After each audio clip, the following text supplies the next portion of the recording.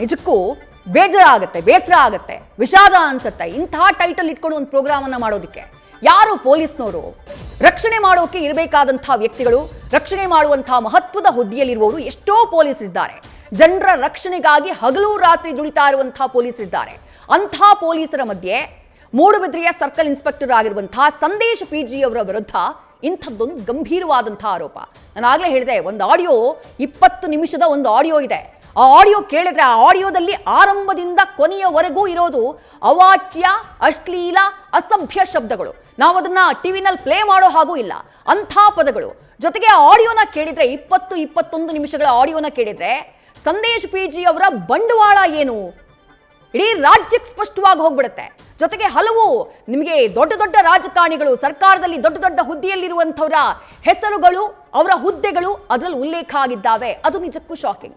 ಸಂತ್ರಸ್ತ ನಮ್ಮ ಜೊತೆ ಹೇಳ್ತಾ ಇದ್ರು ಅವರಿಗಾದಂಥ ಅನ್ಯಾಯಗಳು ಏನೇನು ಅಂತ ಹೇಳಿ. ನೀವು ಆಗಲೇ ಹೇಳಿದ್ರಿ, ಇಷ್ಟೆಲ್ಲ ಗಲಭೆಗಳ ಮಧ್ಯೆ, ಇಷ್ಟೆಲ್ಲ ಗಲಾಟೆ, ಇಷ್ಟೆಲ್ಲ ದೌರ್ಜನ್ಯದ ಮಧ್ಯೆ ನಿಮ್ಮ ಪತಿಯನ್ನ ನೀವು ದೂರ ಇಟ್ಬಿಟ್ರಿ ಅವರನ್ನ, ಯಾಕಂದ್ರೆ ಮತ್ತೆ ಅರೆಸ್ಟ್ ಮಾಡುವಂತಹ ಚಾನ್ಸಸ್ ಇದೆ, ಸ್ಟ್ರೆಸ್ಸಿಗೆ ಒಳಗಾಗಿದ್ರು ಅಂತ ಹೇಳಿದ್ರಿ. ಏನಾಗಿತ್ತು ನಿಮ್ಮ ಪತಿಗೆ ಅಂತ ಹೇಳಿ? ಅವರಿಗೆ ಅದೇ ಇದೇ ಸ್ಟ್ರೆಸ್ಸಿಂದಾಗಿ ನಾನ್ ಬೇರಬಲ್ ಸೆಕ್ಷನ್ಸ್ ಎಲ್ಲ ಹಾಕಿದ್ರು, ತುಂಬಾ ಸ್ಟ್ರೆಸ್ ತಗೊಂಡ್ರು ಯಜಮಾನ್ರು. ಅವರಿಗೆ ಯಾವುದೇ ಕಾಯಿಲೆ ಇದ್ದಿಲ್ಲ, ಕೊಲೆಸ್ಟ್ರಾಲ್ ಇಲ್ಲ, ಹಾರ್ಟ್ ಪ್ರಾಬ್ಲಮ್ ಇಲ್ಲ, ಏನೂ ಪ್ರಾಬ್ಲಮ್ ಇಲ್ಲ. ಅದು ಬಿಟ್ಟು ಕೊರೋನಾ ವ್ಯಾಕ್ಸಿನ್ ಬೇರೆ ತಗೊಂಡಿಲ್ಲ, ಆದರೂ ಅವರಿಗೆ ಹಾರ್ಟ್ ಅಟ್ಯಾಕ್ ಆಯಿತು. ಹಾರ್ಟ್ ಅಟ್ಯಾಕ್ ಆಗಿ ಅದು ಒಂದು ಸಮಸ್ಯೆ ಆಯಿತು. ಅದರಲ್ಲೂ ತುಂಬ ನರಳಾಡಿ ಬಿದ್ದಿದ್ದೆವು ನಾವು. ಯಾಕೆಂದರೆ ನಾವಿರೋದೇ 3-4 ಜನ ಮನೇಲಿ, 2 ಮಕ್ಕಳು, ಸಣ್ಣ ಮಕ್ಕಳಿದ್ದಾರೆ. ತುಂಬಾ ಕಷ್ಟಪಟ್ಟೆ ನಾನು. ಅದರ ನಂತರನೂ ನಾನು ಕಮಿಷನರ್ ಹತ್ರ ಹೋದೆ, ಆಮೇಲೂ ಕಂಪ್ಲೇಂಟ್ ಕೊಟ್ಟೆ, ಹೀಗೆಲ್ಲ ಆಗಿದೆ ಸರ್, ತುಂಬ ಪ್ರಾಬ್ಲಮ್ ಆಗ್ತಾಯಿದೆ, ಸ್ವಲ್ಪ ಹೆಲ್ಪ್ ಮಾಡಿ. ಅವ್ರು ಯಾವುದೇ ಮಾಡಲಿಕ್ಕೆ ಹೋಗಲಿಲ್ಲ, ಯಾವುದೇ ಆ್ಯಕ್ಷನ್ ತಗೊಂಡಿಲ್ಲ. ಎಷ್ಟು ವರ್ಷಗಳಿಂದ ಈ ವ್ಯಕ್ತಿಯಲ್ಲಿ ಸರ್ಕಲ್ ಇನ್ಸ್ಪೆಕ್ಟರ್ ಆಗಿದ್ದಾರೆ? ಆಲ್ಮೋಸ್ಟ್ 3 ಇಯರ್ಸ್, 2-3 ಇಯರ್ಸ್ ಅಷ್ಟೇ. 3 ಇಯರ್ಸ್ ಇಂದ ಇದ್ದಾರೆ. ಆಮೇಲೆ ನೀವು ಆಗಲೇ ಉಲ್ಲೇಖ ಮಾಡಿದ್ರಿ, ಕರೆದು ಬಿಟ್ಟು ರೌಡಿ ಶೀಟ್ ಓಪನ್ ಮಾಡ್ತೀವಿ ಅಂತ ಬೆದರಿಕೆ ಹಾಕಿದ್ರು ಅಂತ ಹೇಳಿ. ಯಾಕೆ ಜಾಸ್ತಿ ಕೇಸಸ್ ಏನಾದ್ರು ಇದೆಯಾ ನಿಮ್ಮ ಪತಿ ವಿರುದ್ಧ? ಈಗ ಇರೋದು ಒಂದೇ ಕೇಸ್, ಈಗ ಪ್ರೆಸೆಂಟ್ ಆಗಿರೋದು ಅದು ಒಂದೇ ಕೇಸ್ ಇರೋದು. ಆ ಒಂದೇ ಕೇಸನ್ನ ಇಟ್ಕೊಂಡು ರೌಡಿ ಶೀಟ್ ಓಪನ್ ಮಾಡ್ತೀವಿ ಅಂತ ಹೇಳಿ ಸಂದೇಶ್ PG ಅವರು ಬೆದರಿಕೆ ಹಾಕಿದ್ರು ಅನ್ನೋದು ನಿಮ್ಮ ಆರೋಪ. ಓಕೆ, ಮತ್ತೋರ್ವ ಸಂತ್ರಸ್ತ ಮಹಿಳೆ ನಮ್ಮ ಜೊತೆ ದೂರವಾಣಿ ಸಂಪರ್ಕದಲ್ಲಿ. ಮೇಡಮ್ ನಮಸ್ಕಾರ. ನಮಸ್ತೆ ಮ್ಯಾಮ್. ನಿಮ್ಮ ಹಾಗೆ ಸಂದೇಶ್ PG ಅವರ ನಡುವೆ ಆಗಿರುವಂತಹ ಒಂದು ಆಡಿಯೋ ಸಂಭಾಷಣೆ, ಆ ಆಡಿಯೋ ಸಂಭಾಷಣೆಯನ್ನ ನಾವು ಆನ್ ಏರ್ ಅಂತೂ ಚಾನೆಲ್ ನಲ್ಲಿ ಪ್ಲೇ ಮಾಡೋ ಹಾಗಿಲ್ಲ, ಯಾಕಂದ್ರೆ ಅದರಲ್ಲಿ ಅಂಥ ಭಾಷೆಗಳ ಪದಪ್ರಯೋಗ ಆಗಿದೆ. ಬಟ್ ಏನಾಯ್ತು? ನಿಮಗೆ ಯಾವ ರೀತಿ ಅನ್ಯಾಯ ಆಯ್ತು? ನಿಮಗೆ ಎಷ್ಟು ವರ್ಷಗಳಿಂದ ಈ ವ್ಯಕ್ತಿ ಪರಿಚಯ? ನಿಮಗೆ ಯಾವ ರೀತಿ ದೌರ್ಜನ್ಯವನ್ನ ಮಾಡಿದ್ರು? ವಿವರವಾಗಿ ತಿಳಿಸಬಹುದಾ ಅಂತ ಹೇಳಿ ಮೇಡಮ್. ಖಂಡಿತ ನಮ್ಗೆ 1 ವರ್ಷದಿಂದ 2025 ಇಂದ ಸ್ಟಾರ್ಟ್ ಆಗಿದೆ. ಸೊ ಅವ್ರು ನಮ್ಗೆ ಸಂದೇಶ್ ಅಂತ ಗೊತ್ತಿಲ್ಲ ಅವರು ಯಾರು ಅಂತ ಹೇಳಿ. ಸೊ ಅವ್ರು ಮುಂಚಿನವ್ರದ್ದು 2 ಸಲ ಸಸ್ಪೆಂಡ್ ಆಗಿ ಇದೇ ತರ ಇದ್ದವ್ರು ನಮ್ಗೆ ಬಟ್ ಗೊತ್ತಿಲ್ಲ. ಬಟ್ ಡಿಸ್ಟ್ರಿಬ್ಯೂಷನ್ ಆಗಿದ್ದು ನಮ್ಮ ಸಮಸ್ಯೆ ಆಗಿದ್ದು ನಮ್ಮ ಅಕ್ಕನ ಕಡೆಯಿಂದ. ಅವ್ರದ್ದು ಮಗ 16 ವರ್ಷದ ಹುಡುಗ, ಅಲ್ಲಿ ನಮ್ಮ ಅಕ್ಕನ ಮನೆಯಲ್ಲಿ ಇವರು ಅವ್ರ ಮೆಟ್ರೂಮ್ಗೆ ಬರ್ತಾರ ಅಂತ ಹೇಳುದು ಹುಡುಗ ನಮ್ಮ ಹತ್ರ. ಅಲ್ಲಿಂದ ಕೊಲೆ ಬೆದರಿಕೆ ಅಂತ ಕಂಪ್ಲೇಂಟ್ ಬಂತು. ನಾವು ಸ್ಟೇಷನ್ಗೆ ಹೋಗಿದ್ವಿ. ಅಲ್ಲಿ ಸ್ಟೇಷನ್ ಅಲ್ಲಿ ನಮ್ಗೆನೆ ಸಂದೇಶ ಅವರು ಹೊಡೆದು 16 ವರ್ಷದ ಹುಡುಗನ್ಗೆ ಹೊಡೆದು 18 ವರ್ಷದ ಹುಡುಗನ್ಗೆ ನನ್ನ ಮಗನಿಗೆ ಹೊಡೆದು ನಮ್ಮನ್ನ ಕಳಿಸಿದ್ರು. ಈ ವಿಷಯನು ಮೇಲಾಧಿಕಾರಿಗಳಿಗೆ ತಿಳಿಸಿದ್ರು, ಯಾರು FIR ಮಾಡಿಲ್ಲ. ಹಾಸ್ಪಿಟಲ್ ಅಲ್ಲಿ ಅಡ್ಮಿಟ್ ಆದ್ರೂ ಮಾಡಿಲ್ಲ. ಕಡೆಗೆ ಅದೇ FIR ನಮ್ಮ ಮೇಲೆ ಬಿತ್ತು, ನಮ್ಮ 3 ಮೇಲೆ, ನನ್ನ ಮೇಲೆ, ನನ್ನ ಮಗನ ಮೇಲೆ, 16 ವರ್ಷದ ಹುಡುಗನ ಮೇಲೆ. ಆ FIR ತೆಗಿಬೇಕಾದ್ರೆ ನೀನು ನನ್ನ ಬಂಚದಲ್ಲಿ ಬರ್ಬೇಕು, ಮಂಚಕ್ಕೆ ಬರ್ಬೇಕು, ಇಲ್ಲಾಂದ್ರೆ ನಂಗೆ ಒಳ್ಳೊಳ್ಳೆ ಹುಡುಗಿನೂ ಕೊಡ್ಬೇಕು ನೀನು, ಈ ತರ ನಮ್ಮ ಹತ್ರ ಹೇಳಿದ್ರು. ಅಯ್ಯೋ ದೇವ್ರಿ, ಇದೇನ್ ಮಾತಾಡ್ತಿದ್ದಾರೆ ಅಂತ ಹೇಳಿ ನಾವು ಇದನ್ನು ಕೂಲಂಕುಷ ನೋಡುವಾಗ ಇವರು ಹೆಣ್ಣು ಹುಚ್ಚ ಅಂತ ಆಮೇಲೆ ಗೊತ್ತಾಯ್ತು. ಬೇರೆ ಬೇರೆ ನಂಬರದಿಂದ ಕಾಲ್ ಮಾಡಿಸ್ತಾರೆ ಮ್ಯಾಮ್. ಅವ್ರು ಯಾರೋ ಸಂತೋಷ್ ಅಂತ ಹೇಳ್ಕೊಂಡು, ಯಾರೋ ಒಬ್ಬನು ವರ್ಣಬೆಟ್ಟಿದ್ದು ಗಣೇಶ್ ಅಂತ ಹೇಳ್ಕೊಂಡು, ಇನ್ನು ಯಾರೋ ಒಂದಿಬ್ರು ಮುಸ್ಲಿಮದ ಹೆಸರು, ಎಲ್ಲರ ಹೆಸರಲ್ಲಿ ಫೋನ್ ಮಾಡಿಸುದು. ಕಡೆಗೆ ಇವ್ರು ಏನು ಹೇಳುದಂದ್ರೆ, ನನ್ಗೆ ಯಾರು ಏನ್ ಮಾಡಿದ್ರು ನನ್ಗೆ ಯಾರು ಮೂಡುಬಿದ್ರೆಯಲ್ಲಿ ಮಿಥುನ್ ರೈ ಅನ್ನೋರ್ದು ಕೃಪಾ ಕಟಾಕ್ಷ ಇದೆ. ನೀವ್ ಯಾವ ಮಹಿಳಾ ಆಯೋಗಕ್ಕೆ ಹೋಗಿ, ಯಾವ ಜಡ್ಜಿಗೂ ಹೋಗಿ, ಯಾವ ಕಾನೂನು ಪ್ರಾಧಿಕಾರಕ್ಕೆ ಹೋಗಿ, ನಿಮ್ಗೆ ನನ್ನನ್ನು ಏನ್ ಮಾಡ್ಲಿಕ್ಕಾಗಲ್ಲ. ನಾನು ಇಲ್ಲಿ ಮಿಥುನ್ ರೈ ಇರುವ ತನಕ ನನ್ನನ್ನು ಯಾರು ಏನ್ ಮಾಡ್ಲಿಕ್ಕಾಗಲ್ಲ. ಮಿಥುನ್ ರೈ ಅಂದ್ರೆ ಸ್ಥಳೀಯ ಕಾಂಗ್ರೆಸ್ನ ಮುಖಂಡರು, ಕರಾವಳಿ ಭಾಗದ ಪ್ರಮುಖ ಯುವ ನಾಯಕ ಮಿಥುನ್ ರೈ. ಖಂಡಿತ ಅವ್ರ ಬಗ್ಗೆ ನಮ್ಗೆ ತಪ್ಪು ಅಭಿಪ್ರಾಯ ಇಲ್ಲ. ನಾವು ಅವ್ರ ಹತ್ರನು 3 ಸಲ ಫೋನ್ ಮುಖಾಂತರ ಮಾತಾಡಿದ್ವಿ, ಬನ್ನಿ ಅಂತ ಹೇಳಿ ನಮ್ಮನ್ನು ಕಾಂಪ್ರಮೈಸ್ ಕರೆದ್ರು. ಕಡೆಗೆ ಬೇರೆ ಬೇರೆ ಬಿಜೆಪಿ ಕಡೆಯವರಿಂದ, ಹಿಂದುತ್ವದ ಕಡೆಯವರಿಂದ, ಕಾಂಗ್ರೆಸ್ ಕಡೆಯವರಿಂದ ಕಾಂಪ್ರಮೈಸ್ಗೆ ಬಳಸಿದ್ರು. ಕಡೆಗೆ ಇದಕ್ಕೆ ಮೇನ್ ಅಧಿಕಾರಿ ಲೋಪ ಅಂದ್ರೆ ACP ಶ್ರೀಕಾಂತ್, ಅವರು ನಮ್ಮನ್ನು ಕಾಂಪ್ರಮೈಸ್ ಕರೀತಾರೆ. ನನ್ನನ್ನು ಎಲ್ಲಿ ತನಕ ನನ್ನ ಯೂಸ್ ಪದ ಮಾಡಿದ್ದಾರೆ ಅಂದ್ರೆ, ಸ್ಟೇಷನ್ ಅಲ್ಲಿ ನಂಗೆ ನಿಂದಾ ಪದ, ಬಂದವರಿಗೆ ಹೋದವರಿಗೆಲ್ಲ ನನ್ನ ನಿಂದಾ ಪದ. ನಾನು ಆ ಪ್ಲೇಸ್ ಅಲ್ಲೇ ಇಲ್ಲ, ನನ್ನ ಹೆಸರಲ್ಲಿ ನಿಂದಾ ಪದ. ಅವರಲ್ಲಿ ಒಂದು IB ಅಂತೇಳಿ ಪ್ರವಾಸಿ ತಾಣ ಇದೆ. ಆ ಪ್ರವಾಸಿ ತಾಣದಲ್ಲಿ CC ಕ್ಯಾಮೆರಾವನ್ನೆಲ್ಲ ಕಿತ್ತು ಹಾಕೊಂಡು ಇವರು ಅಲ್ಲಿಗೆ ಹುಡುಗಿರನ್ನು ಕರ್ಕೊಂಡು ಹೋಗಿ ಇವ್ರು ಮಜಾ ಮಾಡೋದು. ನನ್ನನ್ನು ಕರೆದಿದ್ರು IB ಗ್ರೂಪ್ಗೆ ಬಂದು ಒಂದ್ ದಿವಸ ಇರು ನನ್ ಜೊತೆ ಅಂತ ಹೇಳಿ. ನಮ್ಗೆ ಅಂತೂ ಸುಸೈಡ್ ಮಾಡೋ ತನಕ ಬಂದಿದೆ. ನಮ್ಮ ಇಡೀ ಪರಿವಾರವನ್ನು ರೋಡಲ್ಲಿ ಹಾಕಿದ್ದಾರೆ. ನನ್ನ 2 ಮಕ್ಕಳಿಗೆ ಇವತ್ತಿಗೂ ನನ್ನ ನಂಬರನ್ನು CDRಗೆ ಹಾಕಿದ್ದಾರೆ. ನನ್ನ ಬ್ಯಾಂಕ್ ಅಕೌಂಟ್ ನನ್ನ ಮೇಲೆ ಯಾವುದೇ FIR ಇಲ್ಲ ಅಂದ್ರೆ ಬ್ಯಾಂಕ್ ಅಕೌಂಟ್ ಸೀಜ್ ಮಾಡಿದ್ದಾರೆ, ಬಂದಿದ್ದಾರೆ ತಗೊಂಡು. ಆಮೇಲೆ ಇಲ್ಲಿ ನನಗೆ ಏನಾದ್ರು ಗುಪ್ತಕರ ಏನಾದ್ರು ಅಪರಾಧ ಗುಪ್ತಚರ ಇಲಾಖೆಯಿಂದ ಏನಾದ್ರು ಇನ್ವೆಸ್ಟಿಗೇಷನ್ ಗ್ರೇಡ್ ಅಂತೆ, ನಾಟ ಗ್ರೇಡ್ ಅಲ್ಲಿ ಅಲ್ಲಿಂದ ಕೇಸ್ ಹಾಕಿಸ್ಲಿಕ್ಕೆ ಅಂತೇಳಿ ಕಮಿಷನರ್ ಹತ್ರ ಹೋಗಿದ್ದಾರೆ. ನಮ್ಗೆಂದು ಕೊಟ್ಟ ಕಿರುಕುಳ 1-2 ಎಷ್ಟು ಏನ್ ಇದಕ್ಕೆ ಕಾರಣ ಅಂದ್ರೆ ಮೂಲ ಅವರಿಗೆ ನಾನು ಸಹಕರಿಸ್ಲಿಲ್ಲ ಇಷ್ಟೇ. ನಾನು ಸಹಕರಿಸ್ತಿದ್ರು ಇದೆಲ್ಲ ಆಗ್ತಿರ್ಲಿಲ್ಲ ಅವರಿಗೆ. ನನ್ಗೆ ಇವತ್ತಿಗೂ ನಾವು ಜೀವ ಭಯದಲ್ಲಿ ಇದ್ವಿ. ನನ್ನ 2 ಮಕ್ಕಳನ್ನು ಜೀವ ಭಯದಲ್ಲಿ ಇದ್ವಿ. ನನ್ಗೂ ಎಲ್ಲೂ ಹೋಗ್ಲಿಕ್ಕೂ ಇಲ್ಲ ಮ್ಯಾಮ್ ನಮ್ಗೆ. ಅಂದ್ರೆ ಅವ್ರು ಏನಂದ್ರೆ ಅವ್ರ ಕರ್ತವ್ಯ ಲೋಪ ಎಲ್ಲಿ ತನಕ ಅಂದ್ರೆ ಇಡೀ ಮೂಡುಬಿದ್ರೆ ಸ್ಟೇಷನ್ ಯಾರು ಹೋದ್ರು ನಾನು ಇನ್ಸ್ಪೆಕ್ಟರ್ ಸಂದೇಶ್ ನನ್ನ ಏನ್ ಮಾಡ್ಲಿಕ್ಕೆ ಸಾಧ್ಯ ಇಲ್ಲ. ಇದೇ ತರ ಫಸ್ಟ್ ಎಲ್ಲರಿಗೂ ಹೇಳಿದ್ರೆ FIR ಹಾಕ್ತೀನಿ ಅಂತೇಳಿ ಎಲ್ಲರೂ ಹೆದರ್ತಾರೆ. ನಂತರ ಎಷ್ಟೋ ಹೆಣ್ಣು ಮಕ್ಳು ಇದ್ದಾರೆ ಮ್ಯಾಮ್ ಮೂಡುಬಿದ್ರೆ ಲಿಮಿಟ್ ಅಲ್ಲಿ. ಅಷ್ಟು ಗಂಡ ಹೆಂಡತಿ ಜಗಳ ಆದವರು ಸ್ಟೇಷನ್ಗೆ ಹೋಗ್ಲಿ ಅವರನ್ನ ಗಂಡ ನಾನು ಮನೆ ಕಳಿಸ್ತಾರೆ, ಹೆಂಡತಿಯನ್ನು ತಾನು ಇಟ್ಕೊಳ್ತಾರೆ. ಇದು ಇವ್ರದ್ದು ಅಲ್ಲಿ ಗಂಡ ಹೆಂಡತಿನ ಡಿವೈಡ್ ಮಾಡಿಬಿಡ್ತಾರೆ, ಯಾರಿಗೂ ನ್ಯಾಯ ಕೊಡಲ್ಲ. ನೀವು ಹೇಳ್ತಾ ಇರೋದೇ ನಿಜ ಆದ್ರೆ ನಿಜಕ್ಕೂ ಇದು ಶಾಕಿಂಗ್, ನಿಜಕ್ಕೂ ಇದು ಆಘಾತಕಾರಿ. ಗಂಡ ಹೆಂಡತಿ ಜಗಳ ಅಂತ ಹೇಳಿ ಸ್ಟೇಷನ್ಗೆ ಹೋದ್ರೆ ಅದೇ ಮತ್ಯಾವುದೋ ಕಂಪ್ಲೇಂಟ್ ಅಂತ ಸ್ಟೇಷನ್ಗೆ ಹೋದ್ರೆ ಆ ಕೇಸ್ನಲ್ಲಿ ಹೆಣ್ಣು ಮಕ್ಕಳನ್ನ ಈ ರೀತಿ ದುರ್ಬಳಕೆ ಮಾಡ್ಕೊಳ್ತಾರೆ ತಮ್ಮ ಅಧಿಕಾರ ಬಳಸಿ ಅಂತಂದ್ರೆ ಶಾಕಿಂಗ್ ಅಲ್ವಾ ಅಂತ ಹೇಳಿ. ಮೇಡಮ್ ನೀವು ಆಗ್ಲೇ ಉಲ್ಲೇಖ ಮಾಡಿದ್ರಿ ಬೇರೆ ಹೆಣ್ಮಕ್ಳಿಗೂ ಹಿಂಗಾಗಿದೆ ಅಂತ ಹೇಳಿ. ಆ ಬೇರೆ ಹೆಣ್ಮಕ್ಳ ಜೊತೆ ನೀವು ಯಾವತ್ತಾದ್ರೂ ಮಾತನಾಡಿದ್ಯಾ? ಅವ್ರಿಗೆ ಯಾವ ತರ ಹಿಂಸೆ ಮಾಡಿದ್ದಾರೆ, ಎಷ್ಟು ವರ್ಷಗಳಿಂದ ಈ ಟಾರ್ಚರ್ ಆಗ್ತಾ ಇದೆ ಅಂತ ಹೇಳಿ? ತುಂಬಾ ಅವ್ರು ಖಂಡಿತ ಅಂದ್ರೆ ಸರಿಸುಮಾರು 3 ವರ್ಷದಿಂದ ಮೂಡುಬಿದ್ರೆ ಲಿಮಿಟ್ ಅಲ್ಲಿ ಇದ್ದಾರೆ. ಅದಕ್ಕಿಂತ ಮುಂಚೆ SI ಆಗಿ ಬಂದಿದ್ರಂತೆ 2 ವರ್ಷಕ್ಕೆ. ಈಗ ಪ್ಲಸ್ 3 ವರ್ಷ 5 ವರ್ಷದಿಂದ ಅವ್ರು ಮೂಡುಬಿದ್ರೆಯಲ್ಲಿಂದು ಜನಕ್ಕೆ ಪರಿಚಯದವರೇ.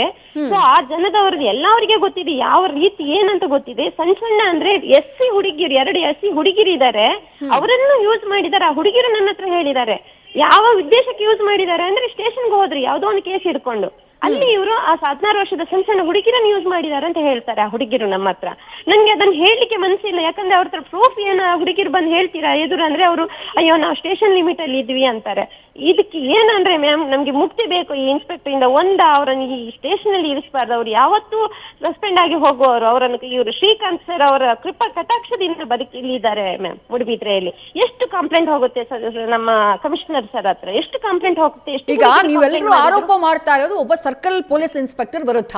ಮೊದಲೇ ಪೊಲೀಸ್ ಇಲಾಖೆಯಲ್ಲಿರೋರು ಕಾನೂನಿನ ಲೋಪದೋಷಗಳು ಏನು, ಲೂಪ್ ಹೋಲ್ಸ್ ಏನು ಅನ್ನೋದನ್ನ ಬಹಳ ಚೆನ್ನಾಗಿ ಅರ್ಥ ಮಾಡ್ಕೊಂಡಿರ್ತಾರೆ. ನೀವು ಹೇಳೋದ್ರಿಂದ ನಾನು ಅರ್ಥ ಮಾಡ್ಕೊಂಡಿದ್ದೇನು ಅಂತಂದ್ರೆ ಅವರಿಗೆ ದೊಡ್ಡ ಮಟ್ಟದ ಪ್ರಭಾವ ಇದೆ. ನೀವು ಯಾರ ಹತ್ರ ಹೋಗಿ ಏನ್ ಕಂಪ್ಲೇಂಟ್ ಕೊಟ್ರು ಅದು ವರ್ಕ್ ಆಗ್ತಿಲ್ಲ ಅಂತ ಹೇಳ್ತಾ ಇದ್ದೀರಿ. ಸಾಕ್ಷಿಗಳನ್ನ ಇಟ್ಕೊಂಡಿದ್ದೀರಾ ಆ ವ್ಯಕ್ತಿ ಮಾಡಿರುವಂತಹ ಕೃತ್ಯಕ್ಕೆ, ಆತ ಹಿಂಗ್ ಮಾಡಿದಾನೆ, ಹಿಂಗ್ ದೌರ್ಜನ್ಯ ಮಾಡಿದಾನೆ ಅನ್ನೋದಕ್ಕೆ ನಿಮ್ಮ ಹತ್ರ ಸಾಕ್ಷಿಗಳನ್ನ ಇಟ್ಕೊಂಡಿದ್ದೀರಾ ಅಂತ ಹೇಳಿ? ಇಟ್ಕೊಂಡಿದೀವಿ ಮ್ಯಾಮ್, ಖಂಡಿತ ಇದೆ ನಮ್ಮ ಹತ್ರ ಸಾಕ್ಷ್ಯ ಇದೆ. ನಮ್ಮ 16 ವರ್ಷದ ಹುಡುಗನನ್ನು ಹೊಡೆದಿದೆ. ಇನ್ನು ಹುಡುಗಿರದ್ದು ಬೇರೆ ವಿಷಯದಲ್ಲೂ ನಮ್ಮ ಹತ್ರ ಇದೆ. ಆ ಹುಡುಗಿರು ಎದುರು ಬಂದ್ಬಿಡ್ತಾರೆ. ಇನ್ನೇನಂದ್ರೆ ಇವರು ಕರ್ತವ್ಯವನ್ನು ಯೂನಿಫಾರ್ಮ್ ಹಾಕೊಂಡು ತನ್ನ ಕರ್ತವ್ಯವನ್ನು ದುರುಪಯೋಗ ಮಾಡಿ ಪ್ರಭಾವ ಬೆಳೆಸಿ, ರಾಜಕೀಯ ಪ್ರಭಾವ ಮತ್ತು ಪೊಲೀಸ್ ಇಲಾಖಾ ಪ್ರಭಾವ ಇವ್ರಿಗೆ ಎಲ್ಲಿ ತನಕ ಅಂದ್ರೆ ನಾವು ಹ್ಯೂಮನ್ ರೈಟ್ಸ್ಗೂ ದೂರು ಕೊಟ್ಟಿದೀವಿ, ಅಲ್ಲೂ ಇವರು ಪ್ರಭಾವ ಹೇಳುದು ಒಂದೇ ಸ್ಟೇಷನ್ ಅಲ್ಲಿ. ನಾನು ಅವರಿಗೆ 60 ಲಕ್ಷ ಕೊಟ್ಟೆ, ಇವರಿಗೆ 40 ಲಕ್ಷ ಕೊಟ್ಟೆ. ಎಲ್ಲಿ ನಾವು ಮೊನ್ನೆ ಗೃಹ ಮಂತ್ರಿ ಹತ್ರ ಹೋದ್ವಿ, ಅಲ್ಲೂ 40 ಲಕ್ಷ ಕೊಟ್ವಿ ಅಂತಾರೆ. ಮಾನ್ಯ ಗೃಹ ಮಂತ್ರಿಗಳ ಕಿವಿಗೆ ಇದು ಬಿದ್ದಿದೆ ಇಲ್ವೋ ಗೊತ್ತಿಲ್ಲ ಮ್ಯಾಮ್. ಅಲ್ಲ ನ್ಯಾಯ ದೇಗುಲ ಇದೆ, ಅಷ್ಟು ಕಾನೂನು ಪ್ರಾಧಿಕಾರ ಇದೆ, ಸಲೀಂ ಸರ್ ಮಹಾ ನಿರ್ದೇಶಕರ ಆಫೀಸ್ ಇದೆ, ಅಲ್ಲೂ ಹೇಳ್ತಿದ್ದಾರೆ ನನ್ನ ಪೊಲೀಸ್ ಇಲಾಖೆ ನನ್ನನ್ನು ಬಿಟ್ಕೊಡ್ತದಾ, ನಾನು ಏನ್ ಮಾಡಿದ್ರು ನಡೀತದೆ ಅಂತಾರೆ. ಆ ಪೊಲೀಸ್ ಇಲಾಖೆಗೆ ಯಾಕೆ ಕಣ್ಣು ಮುಚ್ಕೊಂಡು ಕುತ್ಕೊಂಡಿದಾರ ಗೊತ್ತಿಲ್ಲ ಮ್ಯಾಮ್. ನಮ್ಗಂತೂ ಇನ್ನು ನೆಕ್ಸ್ಟ್ ನಮ್ಗೆ ಸುಸೈಡ್ ಮಾಡೋದು ಒಂದೇ ಹಣೆ ಬರ ಅಂತ ಇಟ್ಕೊಂಡಿದ್ವಿ. ಯಾಕಂದ್ರೆ ನಮ್ಗೆ ಅಷ್ಟು ಟಾರ್ಚರ್ ಕೊಟ್ಟಿದ್ದಾರೆ ನಮ್ಮ ಫ್ಯಾಮಿಲಿಗೆ ಅವರು. ಅಂಥ ಮಾತುಗಳನ್ನ ಆಡಬೇಡಿ. ಯಾಕಂದ್ರೆ ಹೋರಾಟ ಮಾಡಬೇಕು ಅಂತ ಹೇಳಿ ನಿರ್ಧಾರ ಮಾಡಿದಿರಿ. ಹೋರಾಟ ಮಾಡಬೇಕು ಅಂತ ನಿರ್ಧಾರ ಮಾಡಿದ್ಮೇಲೆ ಜಯ ಸಿಗೋ ತನಕನೂ ಹೋರಾಟ ಮಾಡಬೇಕು. ಹಾದಿ ಕಷ್ಟ ಆಗಬಹುದು, ಯಾಕಂದ್ರೆ ಆ ವ್ಯಕ್ತಿಯ ಪ್ರಭಾವ ಅಷ್ಟಿದೆ ಅಂತ ನೀವು ಆರೋಪ ಮಾಡ್ತಾ ಇದ್ದೀರಿ. ಖಂಡಿತ ನಮ್ಮ ಹತ್ರ ಹೋರಾಟ ಮಾಡ್ಲಿಕ್ಕೆ ಅಂದ್ರೆ ನಾವೇನು ಹಣ ಬಲದವರಲ್ಲ, ನಾವು ದುಡ್ಡು ತಿನ್ನುವವರು ಕೃಷಿಕರು. ಇವ್ರ ಹತ್ರ ದುಡ್ಡು ಇದೆ, ಇವ್ರಿಗೆ ಎಲ್ಲೆಲ್ಲಿಂದ ಬರೋ ದುಡ್ಡು ಬರುತ್ತೆ. ಅವ್ರು ಹೇಳ್ತಾರೆ ನಾನು ತಿಂಗಳಲ್ಲಿ ದಿವಸಕ್ಕೆ 10 ಲಕ್ಷ ಬಟ್ ಅವ್ರ ಬಾಯಿನೇ ನಿಲ್ಲಲ್ಲ ಮ್ಯಾಮ್. IB ಗ್ರೂಪಿಗೆ ಒಮ್ಮೆ ಹೋಗ್ಬೇಕು. ಅವರು ಪ್ರವಾಸಿ ತಾಣ ಇದೆ ಮೂಡುಬಿದ್ರೆಯಲ್ಲಿ, ಅಲ್ಲಿ CC ಕ್ಯಾಮೆರಾ ಕಿತ್ತಾಕಿದ್ದಾರೆ. ಪ್ರತಿ ದಿನಸೂ ಅಲ್ಲಿ ಕುತ್ಕೊಳ್ಳೋದು, ಪ್ರತಿ ಒಂದೊಂದು ಹೆಣ್ಣು ಮಗಳನ್ನು ಫೋನ್ ಮಾಡಿಸೋದು ಬೇರೆ ಬೇರೆಯವ್ರ ಹತ್ರ. ಅವ್ರಿಗೆ ಯಾವ ಹುಡುಗಿ ಸಹಕರಿಸಿದ್ ಪಾಪ ಹುಡುಗಿರು ಸಹಕರಿಸುದು ಸುಮ್ಮನೆ ಅಲ್ಲ, ಇವರ ಟಾರ್ಚರಿಗೆ ಹುಡುಗಿರು ಸಹಕರಿಸುದು ಮ್ಯಾಮ್. ಅಲ್ಲ ನನಗೆ ಅರ್ಥ ಆಗ್ತಾ ಇಲ್ಲ ಮ್ಯಾಮ್. ಈಗ ಆ ವ್ಯಕ್ತಿ ಸರ್ಕಲ್ ಇನ್ಸ್ಪೆಕ್ಟರ್ ಸಂದೇಶ್ PG ಅವರಿಗೆ ಮದುವೆ ಆಗಿಲ್ವಾ, ಮನೆಯಲ್ಲಿ ತಾಯಿ ಇಲ್ವಾ, ಅಥವಾ ಅಕ್ಕ ತಂಗಿರಿಲ್ವಾ, ಅಥವಾ ಮನೆಯಲ್ಲಿ ಹೆಣ್ಮಕ್ಳಿಲ್ವಾ?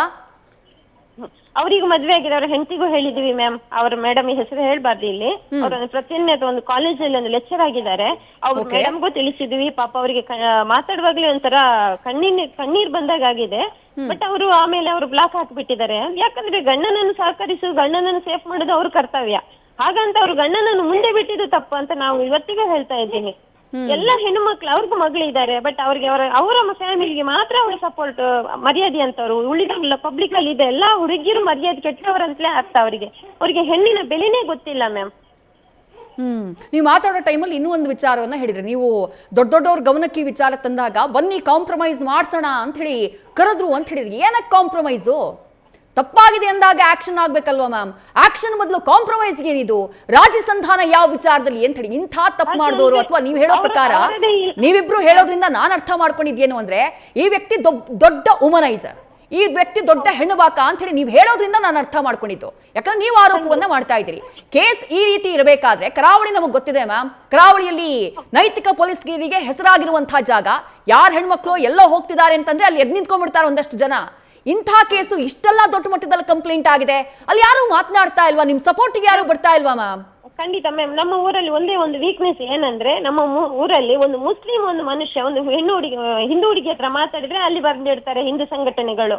ಅದೇ ಒಂದು ಮುಸ್ಲಿಂ ಹುಡುಗಿ ಹಿಂದೂ ಹತ್ರ ಮಾತಾಡಿದ್ರೆ ಅದೇ ಹಿಂದೂ ಸಂಘಟನೆಗಳು ಓಡಿ ಬರ್ತವೆ, ಮರ್ಯಾದೆ ಹೋಯ್ತು ಅಂತ. ಈ ಮುಸ್ಲಿಂ ಹಿಂದೂ ಜಗಳದಲ್ಲಿ ಇಂಥವರನ್ನು ಹಿಡ್ಕೊಂಡು ಇಟ್ಟಿದಾರಲ್ಲ ಮ್ಯಾಮ್, ನಮ್ಮ ಕರಾವಳಿಗೆ ನಾಚಿಕೆ ಆಗ್ಬೇಕು, ನಮ್ಮ ಪೊಲೀಸ್ ಇಲಾಖೆಗೆ ನಾಚಿಕೆ ಆಗ್ಬೇಕು. ಯಾಕಂದ್ರೆ ನಾನು ತುಂಬಾ ಸಲ ಹೇಳಿದ್ದೀನಿ ಹಿಂದೂ ಸಂಘಟನೆಯವರ ಹತ್ರ, ಮುಸ್ಲಿಂ ಸಂಘಟನೆಯವರ ಹತ್ರ. ಅವ್ರು ಯಾವಾಗ ಹೇಳ್ತಾರೆ ಅವ್ರು ಯಾರಿಗೂ ಸಪೋರ್ಟ್ ಇಲ್ಲ. ಹೌದು, ಇಂಥವ್ರನ್ನ ಇಟ್ಟಿಕೊಂಡಿದ್ರಲ್ಲ ಅಂದ್ರೆ ಅವನು ಪೊಲೀಸ್ ಅಲ್ವಾ, ನಾಳೆ ನಮ್ಮ ಗುಡಕ್ಕೆ ಬರ್ತಾನೆ, ಈ ತರ ಹೇಳ್ತಾರೆ ಮ್ಯಾಮ್. ಈಗ ಇದಕ್ಕೆ ಅರ್ಥನೇ ಇಲ್ಲ. ನಮ್ಗಂತೂ ಇದ್ರಲ್ಲಿ ಅರ್ಥವೇ ಕಾಣ್ತಾ ಇಲ್ಲ ಅವ್ರು ಏನಕ್ಕೆ ಈ ತರ ಮಾಡ್ತಿದ್ದಾರೆ ಅಂತ ಹೇಳಿ. ನಾನು ಒಂದು ಫಸ್ಟ್ ಹೇಳುದು ಪೊಲೀಸ್ ಇಲಾಖೆಗೆ, ನಾನೊಂದು SC ಮೀಟಿಂಗ್ ಅಲ್ಲಿ ಒಂದ್ಸಲ ಹೋಗಿ ಧ್ವನಿ ಎತ್ತಿದ್ದೀನಿ. ACP ಶ್ರೀಕಾಂತ್ ಅವರ ಕೆಲಸದ ಅಧಿಕಾರಿಯನ್ನು ರಕ್ಷಿಸುವ ಸಲುವಾಗಿ ಈ ತರ ಮಾಡ್ತಿದ್ದಾರೆ. ಫಸ್ಟ್ ಆ ಮುರುಬಿದ್ರೆ PA ಸಂದೇಶಕ್ಕೆ ಮೆಡಿಕಲ್ ಟೆಸ್ಟ್ ಮಾಡಿಸಿ ಅಂತ ಹೇಳಿ law and order Mithun sir ಹತ್ರ ಕೇಳ್ಕೊಂಡಿದ್ದೀನಿ ಮ್ಯಾಮ್. ನಾನು ಫಸ್ಟ್ ಅವರನ್ನು ಮಾಡಿಸಿ, ಅವನಿಗೆ ಮೆಂಟಲ್ ಟಾರ್ಚರ್ ಇರ್ಬೋದು, ಇಲ್ಲ ಮೆಂಟಲ್ ಸ್ಟ್ರೆಸ್ ಇರ್ಬೋದು ಅಂತ ಹೇಳಿ. ಯಾವ್ದು ಏನ್ ಕಂಪ್ಲೇಂಟ್ ಮಾಡಿದ್ರು ಮ್ಯಾಮ್ ಕಣ್ಣು ಮತ್ತು ಕಿವಿಯನ್ನು ಬಾಯಿಯನ್ನೆಲ್ಲ ಮುಚ್ಚಿಕೊಂಡು ಎಲ್ಲ ಒಂದು ವಿಲೆ ಅಂತ ಹೇಳಿ ಆನ್ಸರ್ ಬರುತ್ತೆ ACP ಶ್ರೀಕಾಂತ್ ಸರ್ ಇಂದ. ಮತ್ತು ಇಲ್ಲಿ ಕಮಿಷನರ್ ಇದೇನು ತಪ್ಪಿ ಇಲ್ಲ ಅಂತ ಆಗುತ್ತೆ. ಯಾಕಂದ್ರೆ ಕಮಿಷನರು ಬೇರೆ ಸ್ಟೇಟ್ ಇಂದ ಬಂದವರು, ಅವರಿಗೆ ನಮ್ಮ ಮಾತನ್ನು ಅವ್ರು ಕೇಳುವವರಿಲ್ಲ, ಅವ್ರು IPS. ಸೊ ಅವರಿಗೆ ಈ ಪೊಲೀಸ್ ಎಂತವನ್ನಂತ ಹೇಳ್ಬೇಕಾಗಿದ್ದು ಪೊಲೀಸ್ ಇಲಾಖೆ ಕರ್ತವ್ಯ. ಇನ್ನೊಂದು ಮ್ಯಾಮ್, ಅದೇ ಮೂಡುಬಿದ್ರೆ ಸ್ಟೇಷನ್ ಪೊಲೀಸ್ ಇಲಾಖೆಯಲ್ಲಿ ಇಡೀ ಪೊಲೀಸ್ ಸ್ಟೇಷನ್ ಅಲ್ಲಿ ಯಾರಿಗೂ ಅವ್ರ ಬಗ್ಗೆ ಒಳ್ಳೆ ಅಭಿಪ್ರಾಯ ಇಲ್ಲ ಮ್ಯಾಮ್. ಅವರಿಂದ ಮುಕ್ತಿ ಕೊಡಿ ಅಂತ ಹೇಳುವವರೇ ಇರೋದು. ಪ್ರತಿ ಪೊಲೀಸ್, ಲೇಡಿ ಪೊಲೀಸ್ ಆಗ್ಲಿ ಜೆಂಟ್ಸ್ ಪೊಲೀಸ್ ಆಗ್ಲಿ, ಅವರ ಬಾಯಲ್ಲಿ ಬರೋದು ಒಂದೇ ವರ್ಡ್ಸ್. ಅದು ನಾನು ಹೇಳ್ಬಾರ್ದು, ಆ ನಿಂದ ಪದ ಒಂದೇ ಬರೋದು. ಇನ್ನು ಅಲ್ಲಿ ತರ ಒಂದು ಲೇಡಿ 3 ಪೊಲೀಸರನ್ನು ಅವ್ರು ಯೂಸ್ ಮಾಡಿದ್ದಾರೆ, ಅದು ನಮ್ಗೆ ವಿಷಯ ಗೊತ್ತಾಗಿದೆ. ಅವ್ರು ಹೆದರ್ತಾರೆ ಅಲ್ಲಿ. ಅವನು ನಿಜವಾಗಿ ಹೇಳ್ಬೇಕಾ ಮ್ಯಾಮ್, ಅವ್ರು ಕಾಮಕ ಅಂತ ಹೇಳೋದು ನಾನು. ಅಂದ್ರೆ ಈಗ ನೀವು ಹೇಳ್ತಾ ಇದ್ದೀರಿ, ನಿಮಗೆ ಈ ರೀತಿ ಅವರು ಬೆದರಿಕೆಯನ್ನ ಹಾಕಿದಾಗ, ಇಲ್ಲ ಬಂದು ಮಲಗಬೇಕು ಅಂದಾಗ ನೀವು ರೆಬಲ್ ಆಗಿದ್ದೀರಿ, ನೀವು ಆಗಲ್ಲ ಅಂತ ಹೇಳಿದಿರಿ, ಅವ್ರ ವಿರುದ್ಧ ಕಾನೂನು ಹೋರಾಟವನ್ನ ಮಾಡಿದಿರಿ. ಬಟ್ ಬೇರೆ ಹೆಣ್ಮಕ್ಳಿಗೂ ಇದೇ ರೀತಿ ಬೆದರಿಕೆಯನ್ನ ಹಾಕಿದಾಗ ಈ ವ್ಯಕ್ತಿಯ ದೌರ್ಜನ್ಯಕ್ಕೆ ಮಣಿದು ಅಥವಾ ಈ ವ್ಯಕ್ತಿಯ ಮಾತಿಗೆ ಮಣಿದು ಆ ಕೃತ್ಯವನ್ನ ಅವ್ರು ಮಾಡಿದ್ದಾರೆ ಅನ್ನೋದು ನಿಮ್ಮ ಗಮನದಲ್ಲಿದೆಯಾ ಅಂತ ಹೇಳಿ, ಆ ಹೆಣ್ಮಕ್ಳು ಹಂಗೆ ಹೋಗಿದ್ದಿದ್ಯಾ ಅಂತ ಹೇಳಿ ಬೇರೆ ದಾರಿ ಕಾಣ್ದೆ? ಹೌದು, ಹೆದರಿಕೊಂಡೇ ಹೋಗಿರುವವರಿದ್ದಾರೆ, ಸಹಕರಿಸುವವರಿದ್ದಾರೆ. ಇನ್ನು ಕೆಲವರು ಹೆದರಿಕೊಂಡು ಫೋನ್ ಸ್ವಿಚ್ ಆಫ್ ಮಾಡ್ಕೊಂಡಿದ್ದಾರೆ, ಅವ್ರು ಹೇಳಿದ್ದಾರೆ. But police Moodbidri police limit ಅಲ್ಲಿ ಇದ್ದಾರೆ, ಬಡವರು ಬೇರೆ. ಇನ್ನೊಂದು ಅವ್ರನ್ನ ಏನಾದ್ರು ಯಾವ್ದೋ ಒಂದು ಕೇಸಲ್ಲಿ ಸಿಕ್ಕಿಸಾಕ್ತಾರೋ, ಅವ್ರ ಫ್ಯಾಮಿಲಿ ಅವ್ರನ್ನ ಎತ್ತುತ್ತಾರೋ ಅನ್ನೋ ಭಯದಲ್ಲಿ ಅವ್ರು ಎಲ್ಲರೂ ಹಿಂದೆ ಬರ್ತಾರೆ ಮ್ಯಾಮ್, ಮುಂದೆ ಬರಲ್ಲ. ನಾವು ಎಷ್ಟು ಸಪೋರ್ಟ್ ಮಾಡಿದ್ರು ಮುಂದೆ ಬರಲ್ಲ. ಇದಕ್ಕೆ ಏನಂದ್ರೆ ನಮ್ಮ ಪೊಲೀಸ್ ಇಲಾಖೆನೇ ಉತ್ತರ ಕೊಡ್ಬೇಕು. ಯಾಕಂದ್ರೆ ನಮ್ಮ ಮಂಗಳೂರು ಪೊಲೀಸ್ ಇಲಾಖೆಗೆ ಗೊತ್ತಿದೆ ಈ ವಿಷಯ. ಮೂಡುಬಿದ್ರೆ ಪೊಲೀಸ್ ಸ್ಟೇಷನ್ ಅಲ್ಲಿ ಏನಾಗುತ್ತೆ ಅಂತ ಅವ್ರಿಗೆ ಗೊತ್ತಿದೆ, ಬಟ್ ಅವ್ರು ಕಣ್ಮುಚ್ಕೊಂಡು ಕುತ್ಕೊಂಡಿದ್ದಾರೆ. ಇದು ACPಯ ವೀಕ್ನೆಸ್, ಶ್ರೀಕಾಂತ್ ಸರ್ ವೀಕ್ನೆಸ್ ಅಲ್ಲಿ ಈ ಮನುಷ್ಯ ಇಷ್ಟು ಮಾಡಿದ್ದಾರೆ ಸರ್. ಮ್ಯಾಮ್, ಇವರು ಮಾಡುವ ತಪ್ಪಿಗೆ ಆ ಟೈಮಲ್ಲಿ ಇವರನ್ನು ಕಿವಿಚಿಟ್ಟಿದ್ರೆ ಇವತ್ತಿಗೆ ಇವರು ಇಷ್ಟು ಮುಂದುವರಿತಿರ್ಲಿಲ್ಲ. ಇವರನ್ನು ಮುಂದೆ ಬಿಟ್ಟು ತನಗೂ ಲಾಭ ಆಗುತ್ತೆ ಅಂತ ಹೇಳಿ ACP ಶ್ರೀಕಾಂತ್ ಮಾಡಿದ ತಪ್ಪು ಮ್ಯಾಮ್ ಇದು. ಅಲ್ಲ, ಈ Sandesh PG, circle inspector Sandesh PG ಅವರ ಕೃತ್ಯ ನಡೆಸುವಂಥ ಮೋಡ್ ಆಫ್ ಆಪರೆಂಡಿ ಏನು ಅಂತ ಹೇಳಿ, ಅಂದ್ರೆ ಪ್ಯಾಟರ್ನ್ ಏನು? ಈಗ ಯಾವುದೋ ಕೇಸ್ ಬರುತ್ತೆ ಅಂತಂದಾಗ ಹೆಂಗ್ ಸಂಪರ್ಕ ಮಾಡ್ತಾರೆ ಆ ಹೆಣ್ಮಕ್ಳನ್ನ, ಯಾವ ರೀತಿ ಫೋನ್ನಲ್ಲಿ ಮಾತನಾಡೋದು, ಈ ಥರದ್ದೆಲ್ಲ ಆರಂಭ ಮಾಡಿಬಿಡ್ತಾರೆ, ಹೆಂಗೆ ಅವ್ರ ಪ್ಯಾಟರ್ನ್ ಏನು ಅಂತ ಹೇಳಿ ಮ್ಯಾಮ್? ಅವ್ರದ್ದು ಏನಂದ್ರೆ ಗುಣ ಮ್ಯಾಮ್, ತುಂಬಾ ಚೆನ್ನಾಗಿ ಮಾತಾಡ್ತಾರೆ. ಸ್ಟೇಷನ್ಗೆ ಹೋದ ತಕ್ಷಣ ಗಂಡ ಹೆಂಡತಿ ವೀಕ್ನೆಸ್ ನೋಡ್ತಾರೆ. ಅಲ್ಲಿ ಹೆಣ್ಣನ್ನೊಂದು ಕಾಂಟ್ಯಾಕ್ಟ್ ಇದು ಮಾಡ್ತಾರೆ, ಕಂಟ್ರೋಲ್ ತರ್ತಾರೆ. ಗಂಡ ಹೆಂಡತಿಯನ್ನು ಡಿವೈಡ್ ಮಾಡ್ತಾರೆ.